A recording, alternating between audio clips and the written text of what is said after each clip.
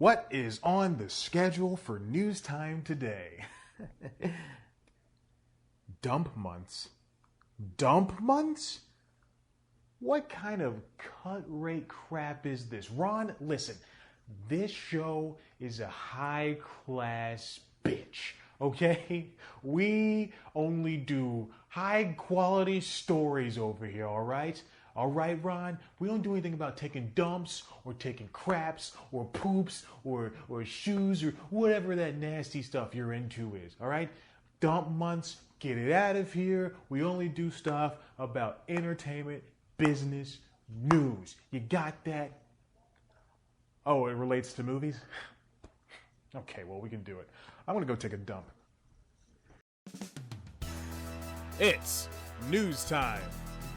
Delivering to you the news you didn't know about, the news you didn't care about, and the news you didn't know you cared about. With host, Chad White. Now, here's that host, Chad White.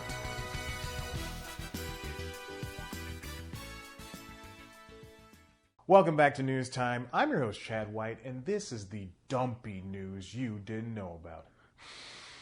Ah, yes. Do you smell that? Dump month. Normally, in a world without a pandemic, January and February wouldn't have seen so many good movie releases. I'm not including the awards contenders. I'm talking about Coming to America and Barb and Star Go to Vista Del Mar. Both hotly anticipated, both pretty lavish in execution, and both huge comedies set to drop in the summer of 2020, only to be pushed into winter. The first couple of months of the year usually only get presumed flops like Sonic the Hedgehog, or big action and horror sequels like Maze Runner, Death Cure, and Paddington 2. It's scary how good that movie is. It should have won an Oscar. Dump months are nothing new. Even though it didn't look like it this year, we did have a few. Movies had to come out. Distributors don't just want them sitting around on hard drives collecting digital dust. Warner Brothers is the epitome of the impatient production company, as it decided to throw its movies onto year-old streamer HBO Max. It's a move that caused worry within the movie community due to the outside optics. Warner Media doesn't care about filmmakers or their work, or they just want to make sweet, sweet dollars.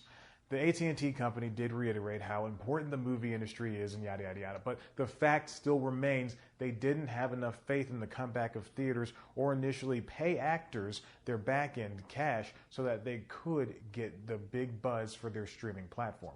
They eventually did, but Warner Media isn't the only studio at fault. NBC Universal and Paramount's decision to shorten theatrical windows appears to be dismissing the movie-going experience in favor of the home-going one. And these deals for now are necessary. If Disney's thinking about it, doesn't it make it a good idea? However, the long run will prove what the companies really want.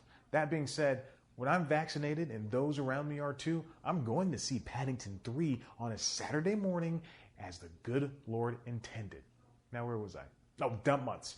Typically, the time period also includes August and September, but those have gotten increasingly busy with comedies and superhero movies, so I'm only talking January and February here.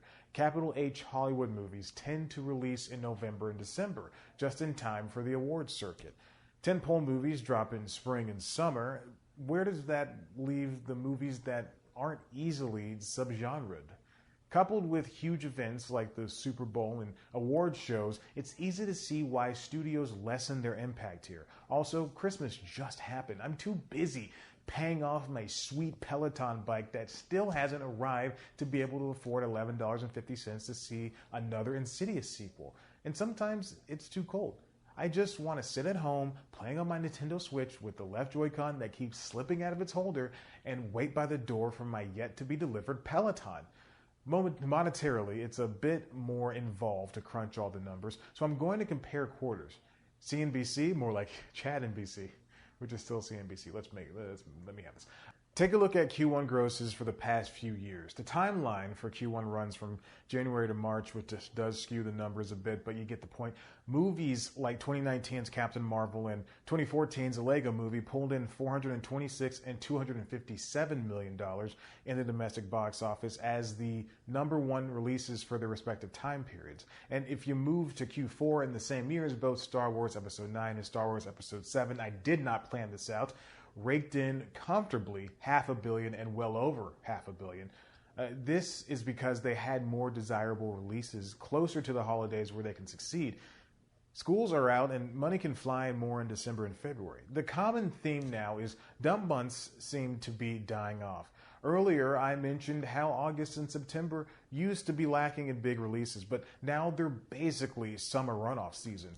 Thanks to streaming, a right movie release date doesn't seem too necessary anymore. Maybe all the seasonal releasing isn't all it used to be. Maybe then I can finally get my Peloton. You know what? I'm going to add it. Oh, God, I just added it to my cart. I forgot to press order. Oh, well.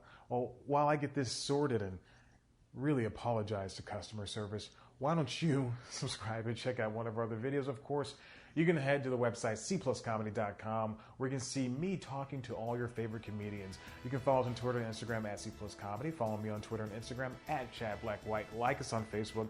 Listen to the Constitutionals podcast wherever you get your podcasts. And hello, customer service? I'm so sorry.